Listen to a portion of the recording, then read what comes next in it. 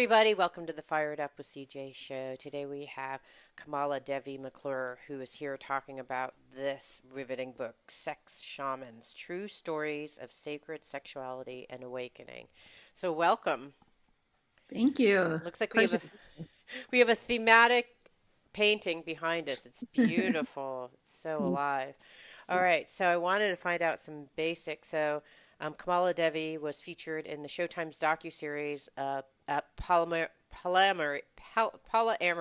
Was that how you pronounce it? Polyamory, totally. Polyamory, Married and Dating, and then appeared in an award-winning documentary called Sex Magic, and is author of this book that we just showed, Sex Shamans, True Stories of Sacred Sexuality and Awakening. So let's start off with some basics. What is sexual shamanism?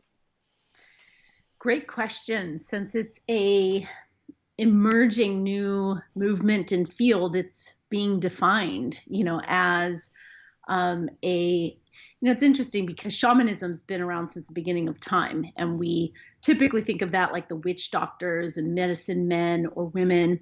But what shamanism is raising your state of ecstasy, raising your actual state to an ecstatic channel where you can get information or ideas for the tribe to support people through healing or enlightenment. And then sex shaman is, instead of using ayahuasca or various plant medicines in order to get into ecstasy, you can also use drumming and dancing. But sexual medicine is when you use like eros or kundalini or sexual energy as the fuel to reach those levels to become the oracle to do the healing.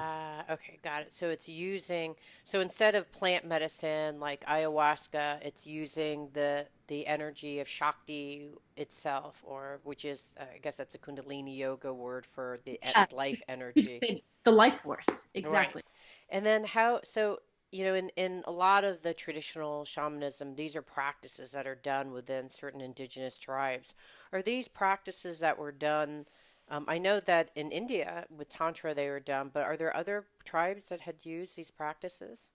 We have records cross-culturally around probably every continent, different sexual practices, different ecstatic teachings, and so yes, the answer is yes. But this is not a lineage-based book. So the Right. so the work that's in here is transcultural. Like we Okay. pull from wisdom traditions, but we're not saying, hey, this is the lineage and how it was done, and we're not going backwards. Instead, we're saying, how do we learn from various practices throughout history and then give safe and best practices in order to evolve it in modern culture today. You know, I was really privileged to meet Michael Horner, who did the same exact thing for shamanism generally, and like how can people use um, different things aside from plant medicine to get them in these, to be able to travel and journey. And so it sounds like you've done the same for using sex as a way of awakening. And so, what did you find were the common practices across all these wisdom traditions? Well, mm, it's less about the common practices and more about uh, giving people permission that this is innate wisdom Mm, within every human, and mm, allowing us to tune in to that bandwidth of like what happens when our erotic energy starts to take us on a journey. And mm. I meet people who are like, oh, that sounds really woo woo. What sex shamanism? They might have their judgment, but when we get into conversation, and you've heard this before too, and people talk about their most ecstatic lovemaking, it's like people have transcendental experiences, like mystical, truly, where like the sense of self will merge and they'll see God or have as healings, and they often don't have a way to contextualize it. It's like, oh, Mm, that thing happened that one, and I don't want to talk about it because there's no like support or understanding of what the hell that was. So it goes right. back to the shadows, and instead it's like, let's not only talk about it, let's cultivate that. Let's Mm, create a conversation that allows us to realize how powerful our sexual energy is and that it is a sacred medicine. Right. So how does one and so I actually had this experience during my wedding anniversary with my husband where we decided to smoke pot, which I rarely do, but it's legal here in Washington. So I smoked pot, and we made love, and then I was in this state that you're talking about for like 4 hours. Like it was crazy. Like I was seeing what I think is called rainbow body. I literally saw his body as an energy field, and I was like channeling all sorts of like weird noises that I've never done before.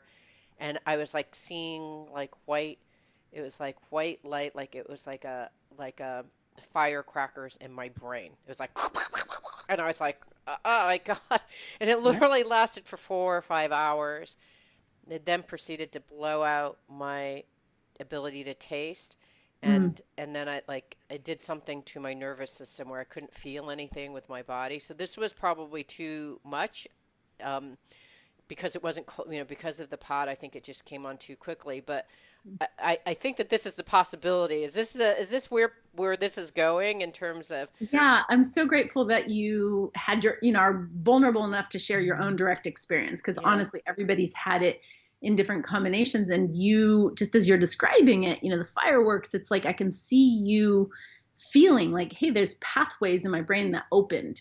And I Mm, don't know what they are or what's happening, but you can even, like, as we're talking about it, you can start to feel that there's still something there, right? mm-hmm, Like, um, the caution that I have is when we mix medicines. So mm-hmm, when we're doing, like various different types of medicines, you don't have necessarily the pure state in order to really have the conscious volition to moderate. And mm-hmm, when we do breath work, and Michael Harner is a wonderful teacher of, the shamanic drumming as a way to get into a trance state, breath, dance, drumming, and lovemaking, the rhythm of your breath when you're moving your body and moving energy through the body. All these things can all be like, we lean into it by choice, but then we can also pull out of it if we start to get scared, if it starts to be overwhelming, if we start to lose, like touch. What we want is to stay soul in body. And what mm, a lot of times when the energy is really big is the soul will take flight and we're not, mm, not having an embodied experience. mm, And so people will most often when they have this huge orgasmic response and it's bigger than they know, then they just like leave their body and it can be even hard to come back in, and people can have soul loss as an as a consequence of doing too much too fast. So you have to be careful when you're doing these practices because it's a real thing, right? So if you can't moderate, like if your breath was getting too intense, you can just kind of slow everything down. But because you have some type of plant medicine, in this case marijuana, which was like accelerating and everything, it kind of, and I do feel like it was, my soul did take flight. Something took, I mean, I was like just I was having not an embodied experience. So, going in, you're saying that everyone has these kinds of experiences, and in your book, Sex Shamans, you have all these different types of experiences in here. Are there some that you would say, or like, maybe like I hear this a lot. I know it's hard because these are individual stories, but can you share a couple of the stories of spirit and sex and how they are actually one leads to a spiritual awakening, that lovemaking leads to a spiritual awakening? Yeah, so what you're pointing at is the split. I think that there is a fracture, Mm-hmm. right? And it's like we have a culture that says spirituality takes us, ascends us out of, it's like we're supposed to go out to meet God. We're Right. ascending.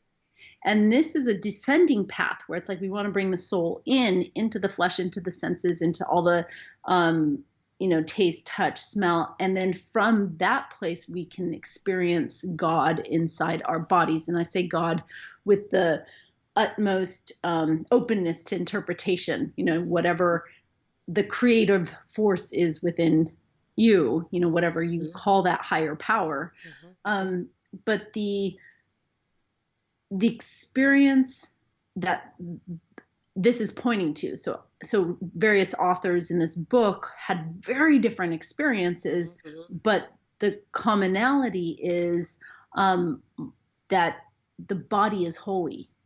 That instead of, this is just a vehicle for, like, and should be like our cardinal desires, for example, are animal impulses, and the real true spirituality is in meditation or ascendance or enchanting. It's like, actually, our attraction is holy, our desire, our juices, our fantasies, like all of that can lead us to deep understanding of the holistic nature of humanity.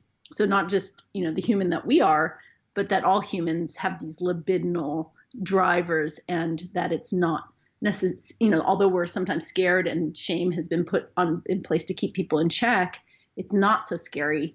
And then as we release the shame, we can actually realize our divinity in our lovemaking. Mm-hmm.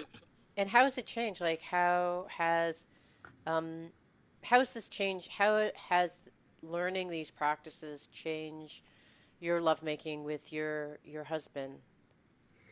Yeah, so my husband and I have been together for almost 20 years, Mm-hmm. and the experience, we were both on embodied paths prior to meeting. So in meeting, yes, we've been cultivating together. I would say there's a bit of a Shangri-La, which as a relationship coach, people always come to me and they're like, okay, how do I keep the passion? How do I keep the honeymoon? How do I go back to? And I often caution people around that inquiry, because people are trying to go backwards instead of forwards. Mm-hmm. And what's happened in my sexual shamanic connection with my husband is we have psychic link. We dream together. We not just have that intuition, but when we're making love, there's a sense of like the universe under my skin doesn't stop here. Like we really melt, merge, Mm. feel each other. And then now, 20 years in, there's still, and it's not polarity. It's not, oh, because I'm so feminine and he's so masculine, so we, match. It's more like the fullness of my feminine and masculine meets and plays with his feminine and masculine, which is Yeah, another big beautiful. Yeah. theme in this book, is these hermaphroditic souls that we come Mm. whole.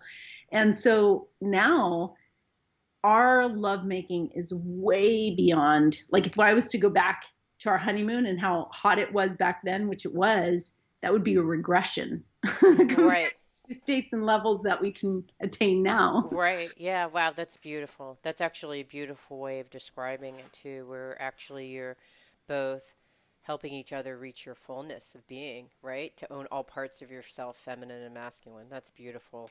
We've been talking to Kamala Devi McClure about her book, Sex Shamans.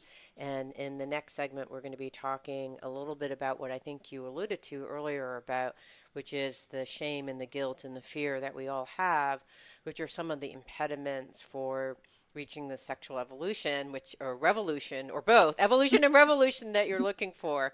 So thank you so much for being on the show.